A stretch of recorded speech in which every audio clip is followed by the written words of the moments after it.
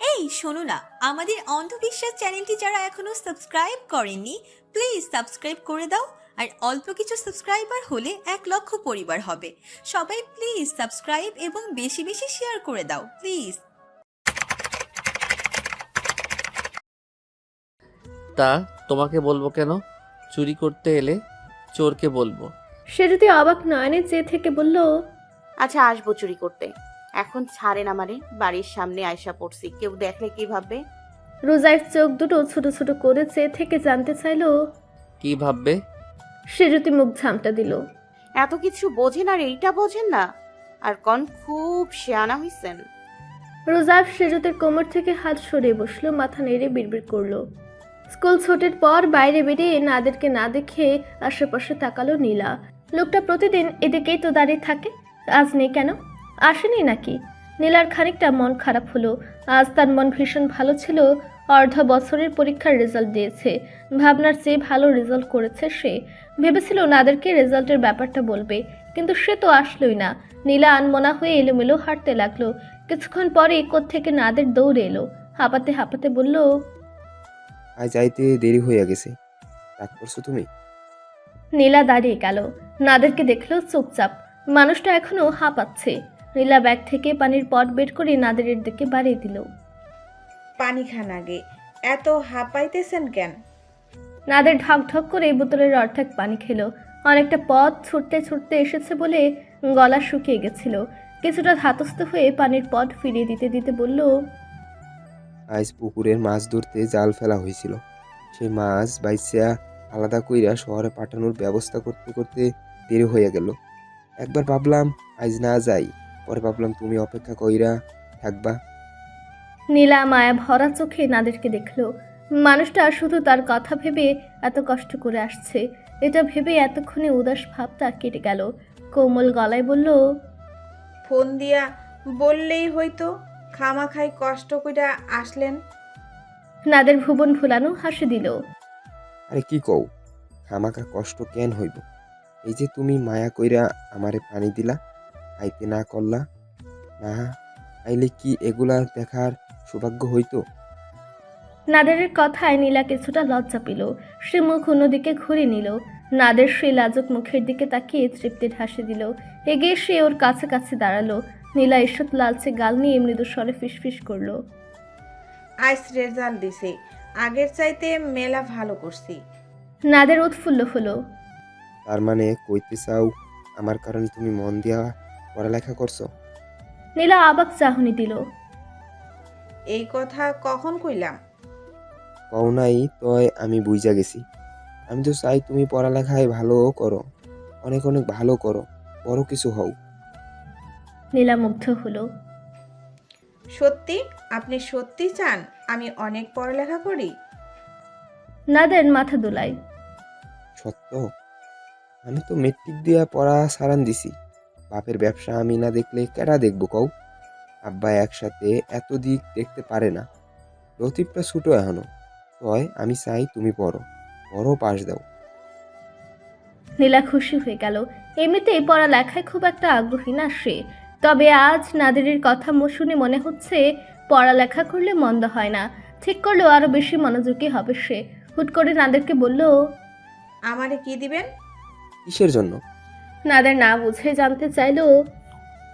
আরে পরীক্ষায় ভালো করছি, পুরস্কার দিবেন না? আজ প্রথমবারের মতো নীলা অধিকার নিয়ে কিছু চাইলো বলে নাদেরের ভালো লাগলো। সে খুশিতে দাঁত কেলিয়ে বলল, কি চাও? যা চাইবা তাই দিমু। মোহনকাঠি কলেজে মেলা বসছে, আমারে নিয়ে যাবেন? আব্বারে কইলে যাইতে দিবে না। আচ্ছা নিয়া যামু, কাইল তৈরি থাইকো, আমি বিকাল আইসা নিয়া যামু তোমারে। কাইল আর স্কুলে আসুম না, একেবারে বিকালে আসুম, ঠিক আছে? একবার বলাতেই নাদের রাজি হয়ে গেল। দেখে নীলার চেহারা উজ্জ্বল হলো। সে খুশিতে লাফিয়ে উঠে বলল, যা চাবো কিনে দিতে হইব কইলাম। নাদের ফুট করে ওর চিবুক ধরে নেড়ে দিয়ে আদুরে গলায় বলল, 10টা না 5টা না একটা মাত্র বউ, সে যা চাইবো তাই না দিলে আমি কিসের স্বামী? নীলা হুট করে নাদেরকে জড়িয়ে ধরল। আপনি এত ভালো কেন? অনাকাঙ্ক্ষিত পাওয়া নাদেরকে সুখের ভেলায় ভাসিয়ে নিল যেন। সে নীলার পিঠে আলতোভাবে হাত বোলালো। নীলা হুট করে বুঝতে পারলো সে নাদেরকে জড়িয়ে ধরেছে। মুছে দ্রুত আলিঙ্গন থেকে সরে এলো, মাথা নিচু করে বলল, আমি গেলাম, আপনি বাড়ি যান, আইস আশা লাগবে না। বলেই ছুটতে শুরু করলো বাড়ির দিকে।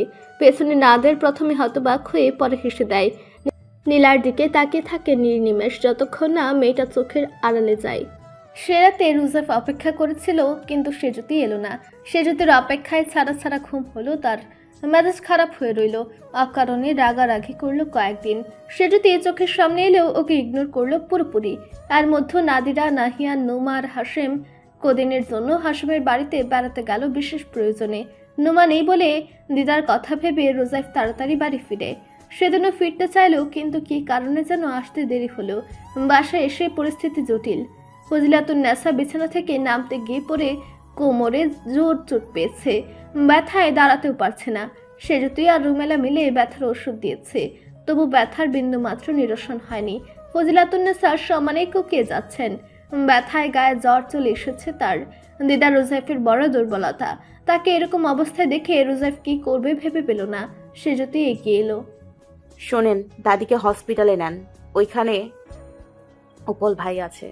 আমি তারে ফোন দিয়া বইলা দিতেছি, বুড়া বয়সে পইরা ব্যথা পাউন ভালো বিষয় না। দাদা যেন শেষকালে পইরা গেছিল। রোজাইফ রক্তচক্ষু নিয়ে সেজুতিকে দেখলো। চুপ করো বেয়াদব, দিদাকে নিয়ে কোনো বাজে কথা শুনতে চাই না। সেজুতি থতমত খেলো। সে বুঝে পেল না বেয়াদবের মতো কি বলেছে। সে তো ভালোর জন্যই বলল। মুখ ভার করে দাঁড়িয়ে রইল। ফজিলাতুন নেসা রোজাইফকে বলে দিল, ওকে বকছিস কেন? ও ভালো কথাই বলেছে। আমার ব্যথা বাড়ছে, রোজাইফ হাসপাতালে নিয়ে চল আমাকে। দিদার কথা শুনে আর দেরি করে না।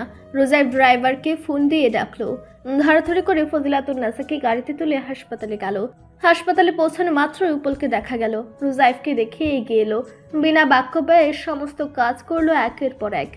ডাক্তার ডেকে প্রাথমিক সেবা নিশ্চিত করার পর কেবিনের ব্যবস্থা করে ওদের কেবিনে শিফট করালো। কাগজ কলমের কাজ শেষ করে উপল রোজাইফের সামনে দাঁড়ালো। ফজিলাতুন নেসাকে দেখলো এক পলক। ব্যথানাশক ইনজেকশন দিয়ে ফজিলাতুন নেসাকে ঘুম পাড়িয়ে দেওয়া হয়েছে। উপল মৃদু স্বরে বলল, আপাতত দাদি ঘুমাবে, কালকে টেস্টগুলো করানোর পর বাকি চিকিৎসা দিতে হবে। রোজাইফের ভীষণ অস্বস্তি হচ্ছে। এই ছেলেটাকে প্রথম দিন একটা কিক মেরেছিল, আর কিনা তার কাছ থেকে সাহায্য নিতে হলো। বিরক্তি নিয়ে বলল, অনেক ধন্যবাদ তোমাকে, আমাদের জন্য কষ্ট করলে।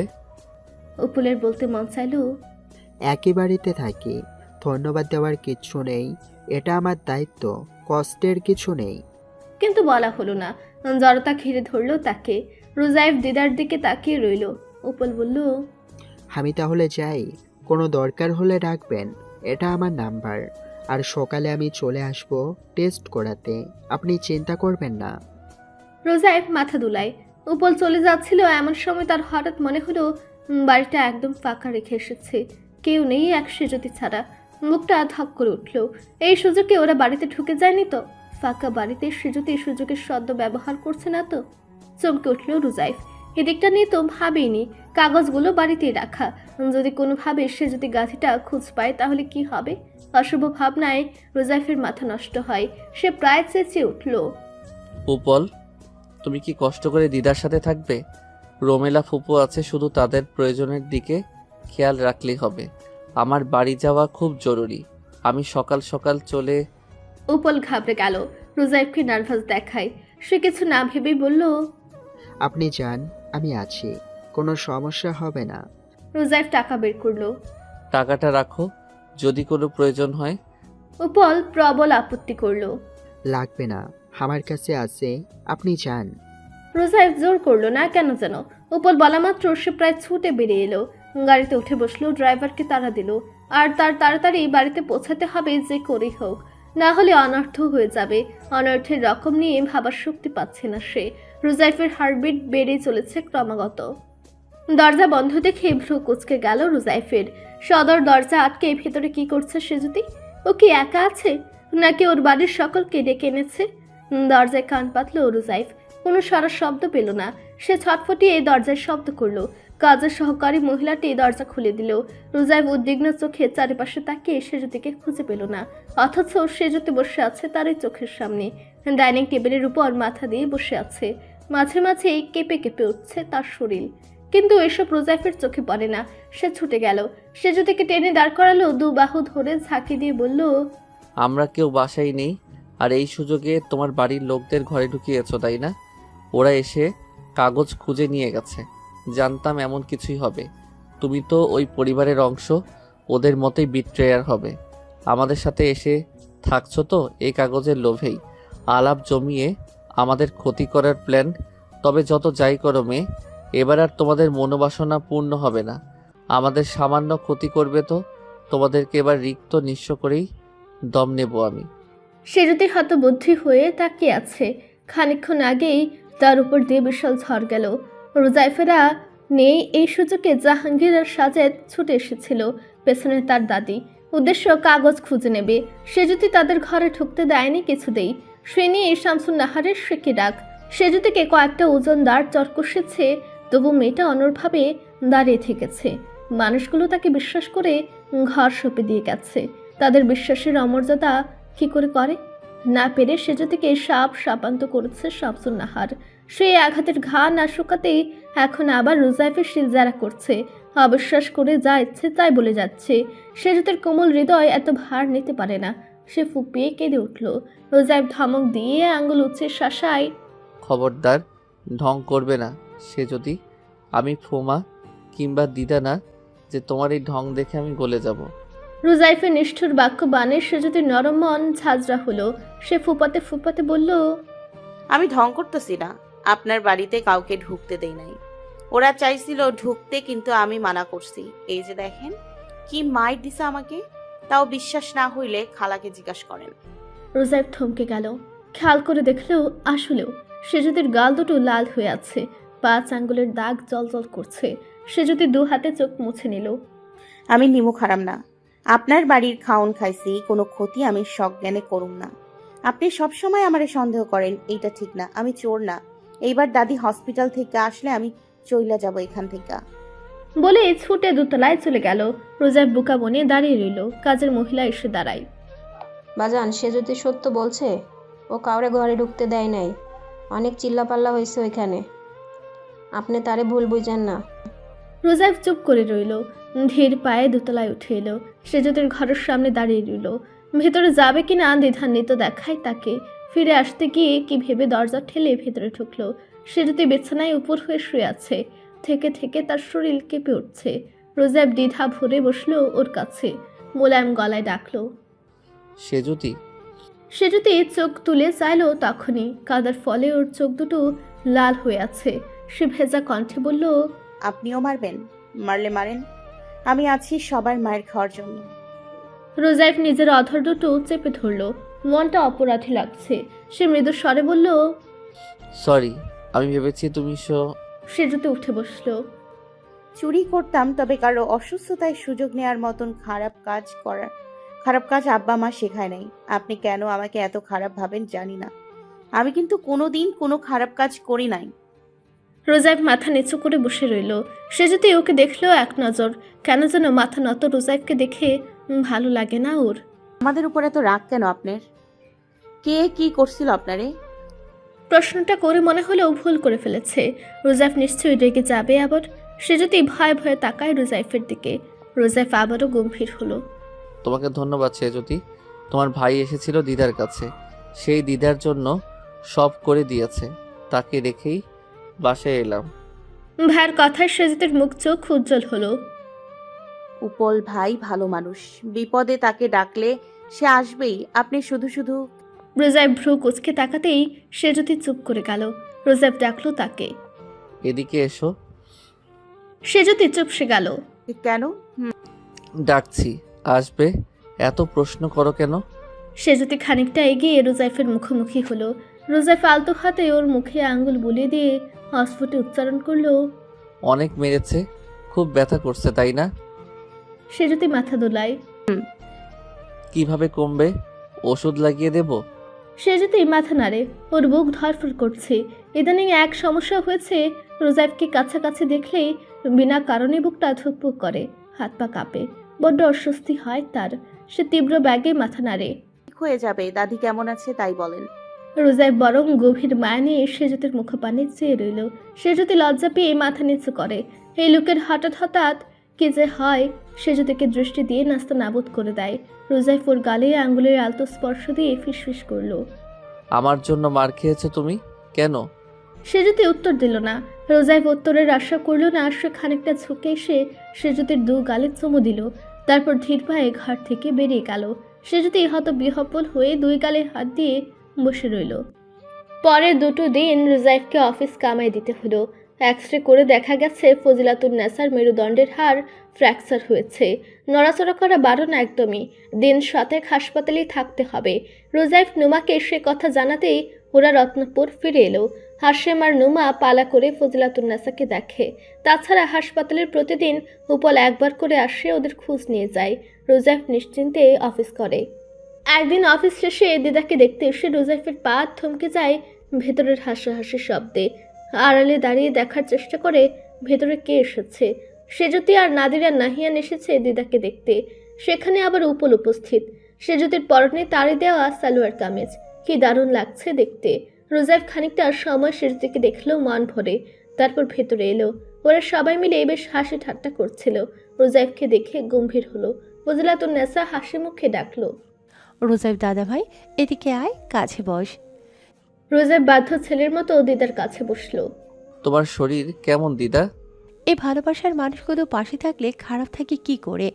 আমার তো মনে হচ্ছে আমি সুস্থ হয়ে গেছি। আজই বাসায় ফিরে যাই। রোজাইফ উপলের দিকে তাকাতেই উপল উসখুস করে উঠল। আর কয়েকটা দিন থাকতে হবে দাদি, না হলে আপনারাই কষ্ট হবে। রোজাইফ জানতে চাইলো, কয়দিন? আরও 7টা দিন থাক, তাহলে আর বাড়িতে অত প্রোটেকশনে চলতে হবে না। ফজিলাতুন নেসার মন খারাপ করে বলল। আরও 7 দিন? আমার তো দম বন্ধ হয়ে আসে। রোজাইফ গম্ভীর হলো। শরীর ভালো রাখার জন্য প্রয়োজন হলে 1 মাস থাকবে। এসব নিয়ে এত কথা বলার কি আছে? ফজিলাতুন নেসা ঠোঁট ফুলায়। রোজাইফ তা দেখে মুখ টিপে হাসলো। উপল উঠে দাঁড়িয়ে অনুমতি চাইলো। আমি তাহলে আসি, কাল আবার এসে দেখে যাব। ভাইয়া, তোমার মেডিকেলটা আমাদের ঘুরিয়ে দেখাও না। ওরা প্রথমবার এলো, একটা ব্যাপার আছে না, এভাবে চলে যাবে? সে যদি উপলের কাছে আবদার জুড়ে দিল। উপল অনুমতির আশায় ফজিলাতুন নেসা আর নুমার দিকে তাকালো। নুমা হাসলো। তোমার সমস্যা না থাকলে নিয়ে যাও। ফজিলাতুন নেসা উৎফুল্ল হলো।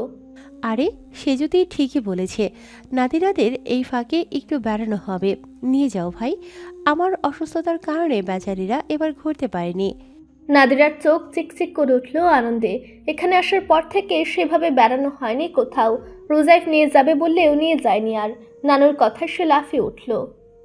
কি মজা সেজুতিপু, থ্যাঙ্কস টু ইউ। তোমার জন্য আজ একটু বেড়াতে না হলে কেউ কেউ মুখে মুখে বেড়াতে নিয়ে যাবে বললেও আমাদের বেড়াতে নিয়ে যায় না। বলে রোজাইফের দিকে তাকিয়ে ঠোঁট উল্টায়। রোজাইফ হেসে দিল। বাসায় চলো, তারপর ঘোরাচ্ছি তোদের। নাদিরা নানুর কাছে বিচার দিল। দেখলে নানু, ভাইয়া কেমন হুমকি দিচ্ছে। দিক, ও কিছু বলবে না, তোরা নিশ্চিন্তে যা। নাদিরা মুখ ভাঙালো রোজাইফকে। তা দেখে রোজাইফ হেসে দিল। উপলের বেশ মজা লাগছে এই খুনসুটি দেখতে। তার বোনদের সাথে এরকম খুনসুটি হয় না খুব একটা। শামসুন নাহারের এসব পছন্দ না একেবারেই। ভাই বোনেরদের মধ্যেও এরকম খুনসুটি হতে পারে সেটাই আজ প্রথম দেখলো। ভালো লাগলো তার। সে হাসি মুখে হাঁটা ধরলো, ওরা পিছু নিল। সুন্দর ক্যাম্পাসটা ঘুরে দেখানোর শেষে ওদের নিয়ে মেডিকেলের ক্যাফেটেরিয়ায় গেল উপল। নাদিরার দিকে তাকিয়ে জানতে চাইলো, কি খাবে তোমরা? উপলকে ভালো লাগে নাদিরার। শান্তশিষ্ট ছেলেটার চোখের দৃষ্টি ভারী স্বচ্ছ, তাকে থাকতে ইচ্ছে করে। নাদিরা লাজুক হাসলো। কিছু খাবো না।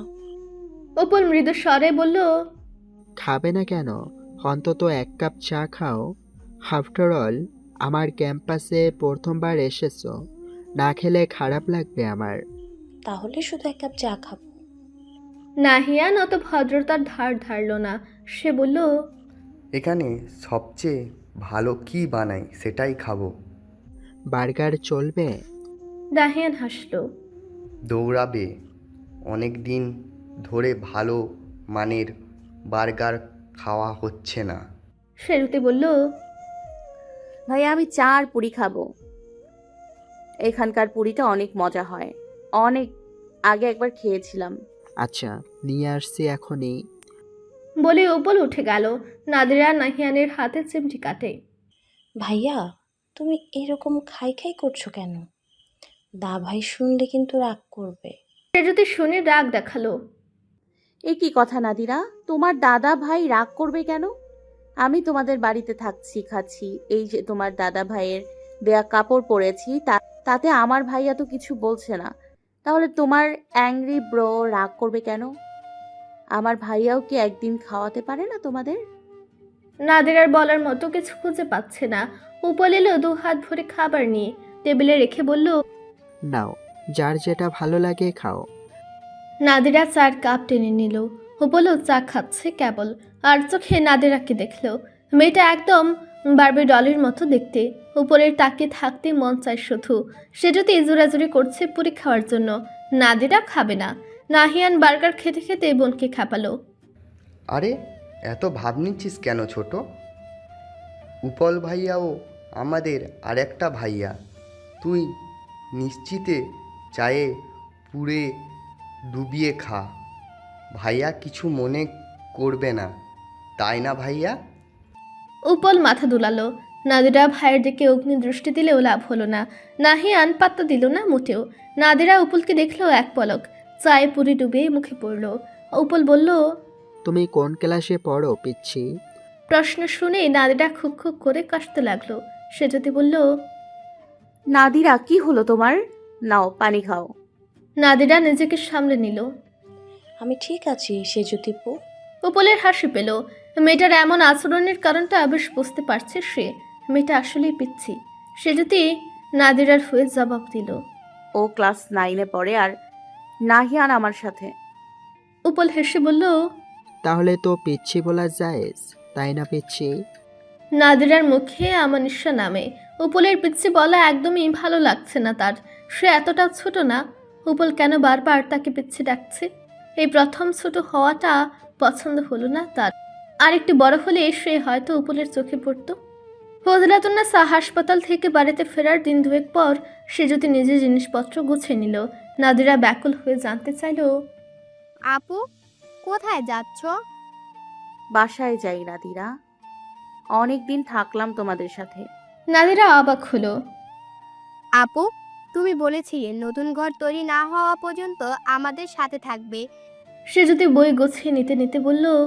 এখন সিদ্ধান্ত পরিবর্তন করলাম। নাদিরা এসে হাত ধরল। কি হয়েছে তোমার? রাগ করেছো? আমি কিছু করেছি?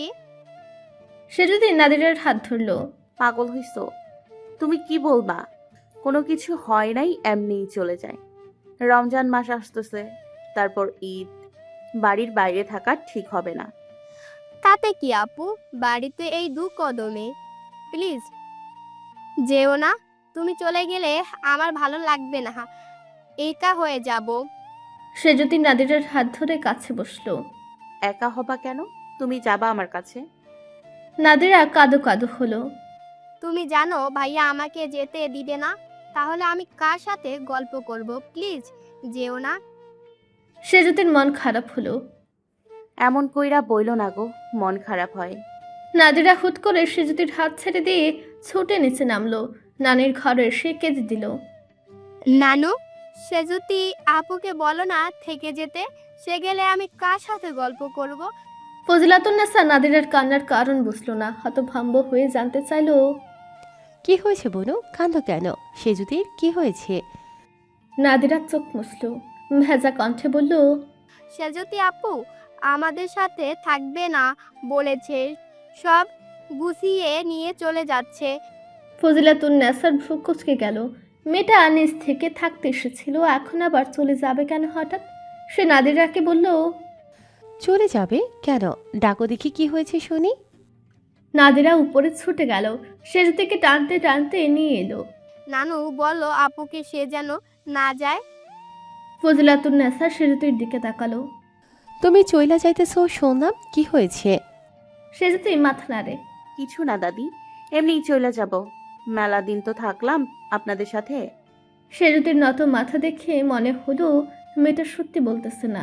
ফজিলাতুন্নেসা সেজুতিকে কাছে ডাকলো, চিবুক ধরে তুলে বলল, কেউ কিছু বলছে তোমাকে? মিছা কইও না কিন্তু। সেজুতি বরাবরের মতো মানা করলো। ফজিলাতুন্নেসা গম্ভীর হয়ে বলল, নিজের ইচ্ছায় আইছিলাম, কিন্তু যাইতে আমার অনুমতি লাগবে। এমনি তোমারে যাইতে দিই কেমনে? রোজাইফ আসুক, তারপর ভাইবা দেখবো তোমারে যাইতে দেবো কিনা। সেজুতি অস্বস্তিতে হাত মুচড়ায়। দাদি এমন কইরেন না, যাইতে দেন আমাকে। আমি অনুমতি দেব না। এখন আমার অনুমতি ছাড়া তুমি যাইতে চাইলে যাও। সেজুতি ভারী বিপদে পড়ল। সে তো রুজাইফকে কথা দিয়েছে যে দাদি এলে সে চলে যাবে। এখন এখানে কিভাবে থাকে? এদিকে নাদিরা ভীষণ খুশি, সেজুতিকে জড়িয়ে ধরল। আমি জানি দাদির অনুমতি ছাড়া তুমি যাবা না, চলো ঘরে চলো। প্রায় জোর করে সেজুতিকে টানতে টানতে ঘরে নিয়ে গেল নাদিরা। ফজিলাতুন্নেসার ঘর থেকে বের হতেই রুজাইফকে দেখা গেল। সে অফিস থেকে ফিরেছে মাত্রই। দিদার সেজুতির কিছু কথা তার কানে এসেছে। তখন থেকেই ভাবছে কি বলে ঠেকাবে মেয়েটাকে। এখন চোখাচোখি হতেই দুজনেই অস্বস্তি নিয়ে একে অপরকে দেখে নজর ফিরিয়ে নিল। রাতে পানি আনার জন্য নিচে যাচ্ছিল সেজুতি, তখন হুট করে কেউ তার হাত ধরে টান দিল। ঘরে ঢুকিয়ে দরজার সাথে মিশিয়ে তার মুখ চেপে ধরে কানের কাছে ফিসফিস করলো, ভয় পেও না, আমি রোজাইফ। কথা আছে তোমার সাথে, তাই এভাবে ধরে এনেছি। খবরদার আওয়াজ করবে না। সেজুতি চেঁচাতে চাইছিল, কিন্তু রুজাইফের কণ্ঠ শুনে থমকে গেল। অন্ধকারের চেহারা পরিষ্কার বোঝা যাচ্ছিল না। ড্রিম লাইটের আলোয় ধীরে ধীরে দুজনের চেহারা পরিষ্কার হলো। রুজাইফের চোখজোড়া জলজল করছে সে আলোয়। সেজুতি তাকিয়ে রইল ওর দিকে। রুজাইফ হাত সরিয়ে নিয়ে সেজুতির চোখে চোখ রেখে দুই হাত ভাঁজ করে দাঁড়িয়ে জানতে চাইল, বাড়ি ছেড়ে চলে যাচ্ছ নাকি? কেন? সেজুতি রেগে গেল। এই লোক সব অঘটন ঘটিয়ে ভাবনে কিচ্ছু বোঝে না। সে দাঁত কিরমির করে জবাব দিল, এইটা কি আমার শ্বশুর বাড়ি যে সারা জীবন থাকবো? মেহমান হয়ে আসছিলাম, এখন চলে যাব। এত কথা কিসের? সেজুতির কথা শুনতে শুনতে রুজাইফের ভ্রু কুঁচকে গেল। পরক্ষণে ঠোঁটের কোণে দুষ্টু হাসি জমা হলো। বাঁকা হেসে বলল, চাইলেই শ্বশুরবাড়ি বানানো যায়। বানাবে? তাহলে সারা জীবন অধিকার নিয়ে থেকে যেতে পারবে। রোজাইফের কথা না বুঝতে পেরে বিরক্ত হচ্ছিল সেজুতি।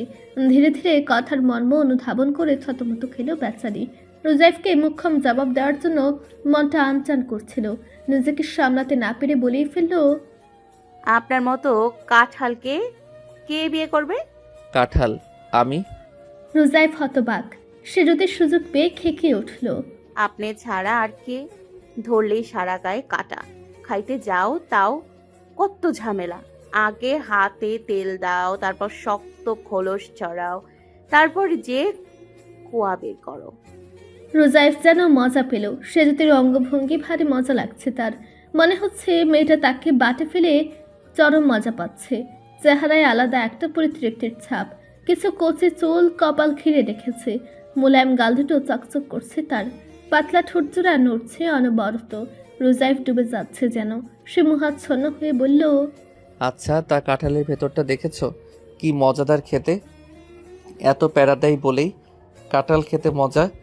সেজুতি ঠোঁট উল্টায়। খুব দেখছি, এত প্যারা দেয়া ফল আমি খাই না। কেমন বাজে গন্ধ হচ্ছি। রোজাইফ হাসল। রিয়েলি? নাকি কষ্ট হবে এই ভেবে খাও না? ভালো জিনিস আবার সবার পেটে সয় না। নিজেরা এত দামি ভাবার দরকার নাই। আপনার মতো কাঁঠাল মাইয়ারা পছন্দ করবে না। তুমি জানো দৈনিক কতগুলো প্রেমের প্রস্তাব পাই? কতজন আমারে মেয়ে বা বোনের জামাই বানাতে চায়। ওরা জানে না আপনি একটা কাঁঠাল, তাই জামাই বানাতে চায়। জানলে দূরবীন দিয়ে খুঁজেও আপনার জন্য একজন পাত্রীও পাইতেন না। রোজাইফ হেসে দিল। তুমি দেখতে চাও মেয়েরা আমাকে পছন্দ করবে কিনা? খুশি হবে কেউ আমাকে পছন্দ করলে? সেজুতি ঠোঁট উল্টায়। জি না, দেখতে চাই না। আমার এত শখ নাই। যাইতে দেন আমাকে। সেজুতি দরজার লক খুলতে চাই। রোজাইফ ওর হাত ধরল। শোনো, বাড়ি ছেড়ে যেও না। সেদিনের কথা ভুলে যাও। কেন ভুলে যাব? যাতে আপনি আবারও আমারে চোর কইতে পারেন। আর বলবো না। তুমি চলে গেলে নাদিরার কষ্ট হবে। আর কারো কষ্ট হবে না। সেজুতির প্রশ্নে রোজাইফ ঠুক গেল। মেয়েটাকে যতটা বোকা ভাবে ততটা বোকা না। রোজাইফ গম্ভীর হলো। এত কথা বলার দরকার নাই, তুমি যাবে না এটাই শেষ কথা। আমার কথার বিরুদ্ধে যাওয়ার চেষ্টা করো না, নয়তো চিরস্থায়ী বন্দোবস্ত করে ফেলবো। কইলেই হইব। হ্যাঁ হলো, চেষ্টা করে দেখো তারপর বুঝবে। এখন ঘরে যাও। বলে নিজেই দরজা খুলে দিল। সে যদি ঘর থেকে বেরিয়ে যেতেই রোজাইফ দরজা দিল বিনা আওয়াজে। রোজাইফের দরজা বন্ধ হতেই সে যদি পিছু ফিরে দেখে, চোরা হাসি দিয়ে বিড়বিড় করলো, কাঁঠাল কোথাকার। রোজার মাসটা মোটামুটি ঝামেলাবিহীন কাটলো। সে যদি নিজের বাবা মায়ের সাথে ইফতার করেছে, আবার রোজাইফদের সাথে করেছে কিছুদিন। উপল আর মেরাজ ঈদের ছুটিতে বাড়ি আসার পর বাড়িতে ঈদের একটা আমেজ এলো। উপল এবার ঈদের 7 দিন আগে চলে এসেছে বাড়িতে ঈদ করবে বলে। সে যদি তাকে ধরে নিয়ে এলো ফজিলাতুন্নেসার সাথে দেখা করাতে। ফজিলাতুন্নেসা বেশ খুশি হলো উপলকে দেখে। নিয়মিত ভালোবাসার গল্প শুনতে এবং পড়তে আমাদের অন্ধবিশ্বাস চ্যানেলটি সাবস্ক্রাইব করে পাশে থাকা বেল আইকনটি ক্লিক করুন। ধন্যবাদ সবাইকে।